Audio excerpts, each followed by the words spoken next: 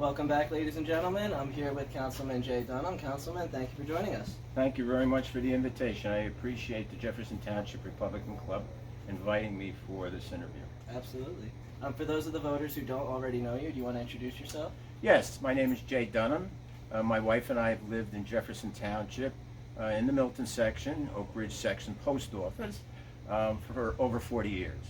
I've been active at various organizations in town, groups in town, predominantly St. Thomas Church, the American Legion, the VFW, the Jefferson Arts Committee. I was a mediator at one point for the Morris County court system, and I've been fully involved, as I said, for over 40 years in town. I love the town. That's why we still live in town, and we're going to stay in town. Well, we'd like to hear that. You know, Laura Ali, she says all the time, fix, don't flee, in terms of New Jersey, in terms of fixing the state. So there was a lot of excitement when you filed your petition to run in the primary, because there were some people that were under the impression that you were maybe not going to be running this cycle. So the first question we got was there ever a time where you were considering maybe not running? And if so, what changed your mind? Yes, at one point, I guess this last year or so, I had decided that I was not going to run. And then, I guess it was around the first of the year, just before the first of the year, I had a number of people come and ask me why I was not running. And to be perfectly honest with you, I could not give a good reason why I wasn't running. And they were encouraging me to run. The same as a couple of organizations that felt the same way, that I should continue to run, that I hadn't become stale or entrenched in a certain opinion yet. So this will be my third term if I'm privileged to be reelected. So it's not like I've been on the council, umpteen years. Yeah. So one of the questions we got generally is what motivated you to run. You've already kind of answered that. What motivated you to get involved with the council to begin with? You said it's your third term, so how did this happen? What inspired you? Basically, what happened was the taxes. That's what really caused me to run to begin with. I felt as though that the taxes were going up too rapidly. So, rather than just going to council meetings and not really having a voice, we all know that in government and in politics, you don't have any power until you get power. So my choice was to try and get power and to become involved, and that's what caused me to run for council. Also, a dear friend of mine was exiting, a gentleman by the name of Brooke Hardy, who had been on the council, had also been a teacher in school for a number of years, and a good friend of ours, Jack Kelly, had also encouraged me to run at the time. To be perfectly honest with you, I had never thought of being, well, whatever you want to call it, a town representative. Some people call us politicians. That's basically why I ran, was about getting involved in town, trying to do something about taxes, not lower taxes. Anyone who tells you, any politician in my opinion, who tells you you're going to lower your taxes in New Jersey, they're lying to you. But they can be controlled through expense savings and through producing revenue. There's a philosophy sometimes in government, you can't make a profit in government. Well, that's true if you call it a profit, but you can have a surplus. Okay. So that's a good way of looking at it. Yeah. So again, we're asking all of the incumbents. You're one of the 3 incumbents that are running this year. We have 5 people running for 3 nominations. Mm-hmm. So we ask all the incumbents, simply put, and this is your opportunity to brag, why do you deserve 4 more years? At this juncture, I think it's been difficult because of the various caps, particularly the cap on the budget. The cap on the budget's a very good thing in the sense of the taxpayer, okay? But it is not a good sense in spending on things at times you could save money on. For example, if you went to the grocery store today and you saw potatoes at a certain price, and tomorrow you went back and they were 50 cents higher, okay, you'd say, I missed my opportunity. Why didn't I buy it? So if you have a cap and you can only spend so much money, you can't make the opportunities happen more frequently versus not having a cap. Caps are good. I believe in caps, particularly in New Jersey, particularly on how much tax you can increase at a time. So. All right, so then we're going to move into the policy questions, and these are just your opinion as a local lawmaker. Sure. So for the voters, just want to be clear so they understand what I just want to make sure that people agree with my opinion, though. Yeah, that is the key. So for the viewers, it's Township of Jefferson, New Jersey Code, Chapter 142-6, and that's with respect to liquor licenses in town and new licenses being transferred in town. Right. In your opinion, why do we need this law, and should it be overturned? Right. So basically, this law has been in effect for, I don't know how many years. I've been, as I said, I've lived in town 40-some odd years. And it's been in town the whole time that I have lived in town. At one point, the council, there was a motion before the council to change it. The motion died because the councilman made the motion and he never received a second. So it died right there. As far as the issue itself, I'm not one to tamper with things that work, okay? I'm a true believer that if it's worked for the general population, maybe not for everybody, okay? It's the old philosophy, can't please all the people all the time. But I believe right now, the way the liquor licenses are issued, the distances required in between liquor license holders, I believe is a valid one. And I see personally no reason to change it. If somebody comes along with a very legitimate reason for some reason, then of course I would be more than glad to listen. I'm not closed-minded. I'm not that bright to be closed-minded, so I try to listen.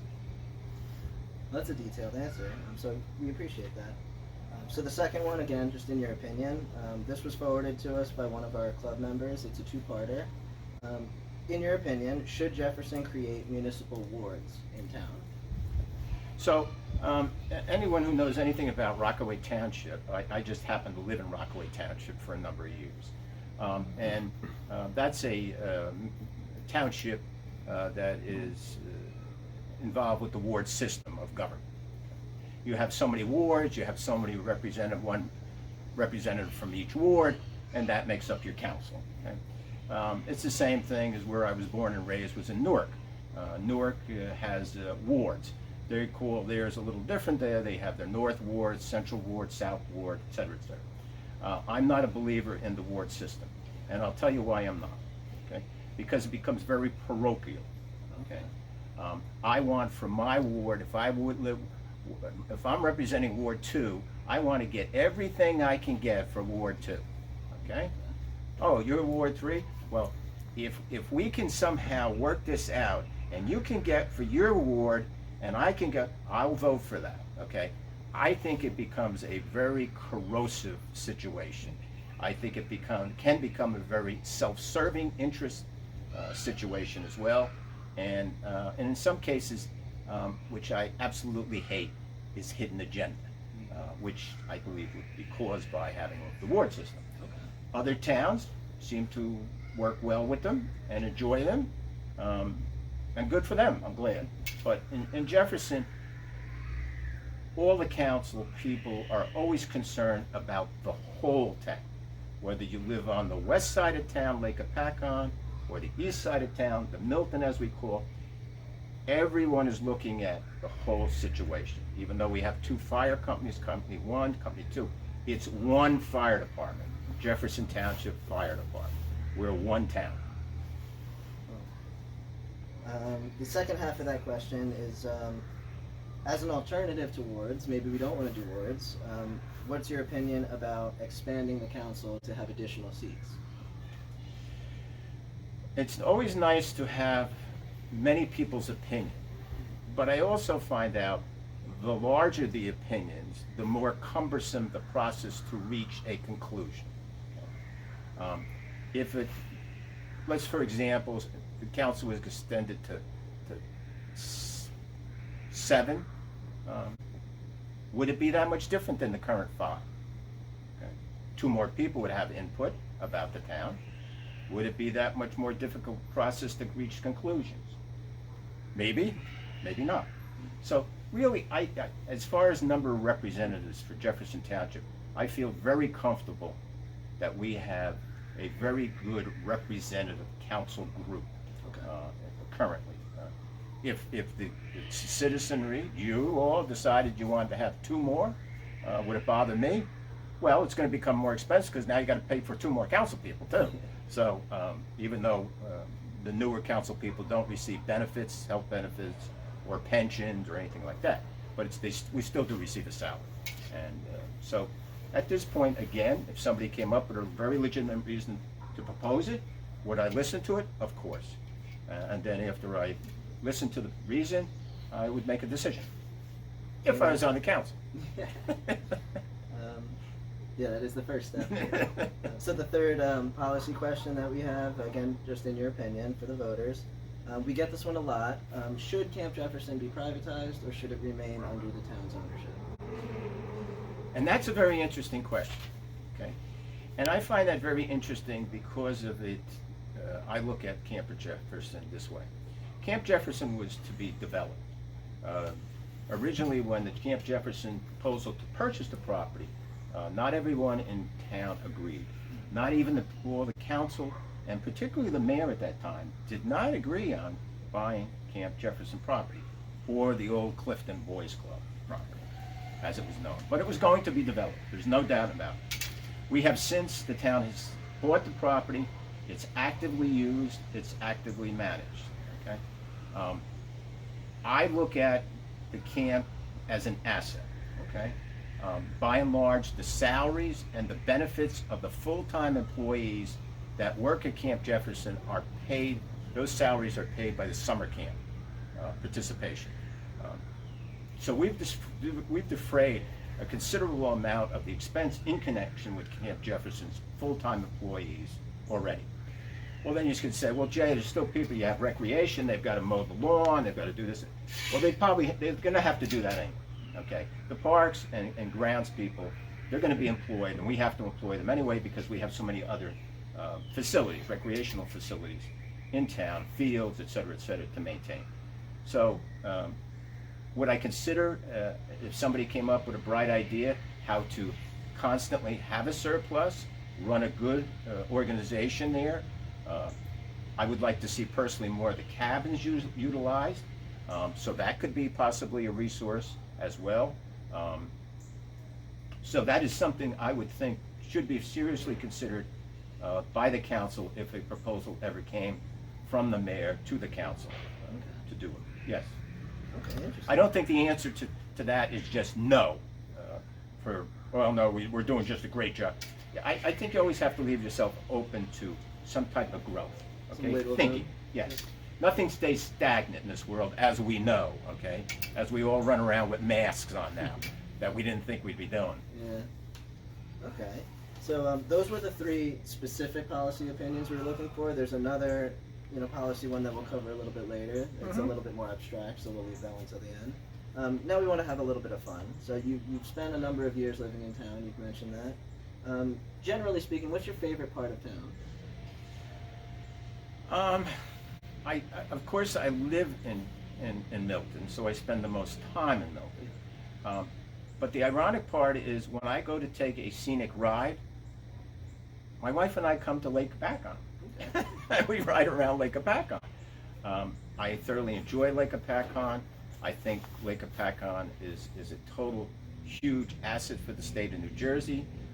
Unfortunately, Trenton doesn't feel that way because they don't feel as though they should fund any portion of maintenance of it, and the current council and the mayor has tried to get as much money as possible to maintain the lake, which is a beautiful asset, the largest lake in New Jersey. So we enjoy Lake Apacon as much as we do Milton, okay? And I think that's a very good politician answer too, personally. All right. Not including, because we don't want to get anybody in trouble, not including, a wife, marriages, or any children, what would you say is your proudest moment? And we now have 5 minutes left. Well, this may sound a little awkward, but I think one of my proudest moments was when I got back from Vietnam alive. Okay? Because if I had not done that, I wouldn't have done anything else beyond the age of 21. Wow. So that was one of my proudest moments as far as my own accomplishments and my own safety. Of course, as you just mentioned, I think my proudest moment in totality was the day I got married. Yeah. I'm blessed. I've been married to my wife over 40 years, and we're still married, which is kind of bucking the trend in society these days. And I love her dearly, and she loves me dearly, and we're very blessed. And we both love Jefferson. So again, I think this is kind of a fun one. Can you name a political leader, not necessarily an elected official, but a political leader that you truly admire? Yeah, I think that one of the toughest men that had to deal with very difficult situations is FDR. FDR was put into a situation, followed a president that had a very rough time dealing with it, had health problems as well, and he himself had health problems.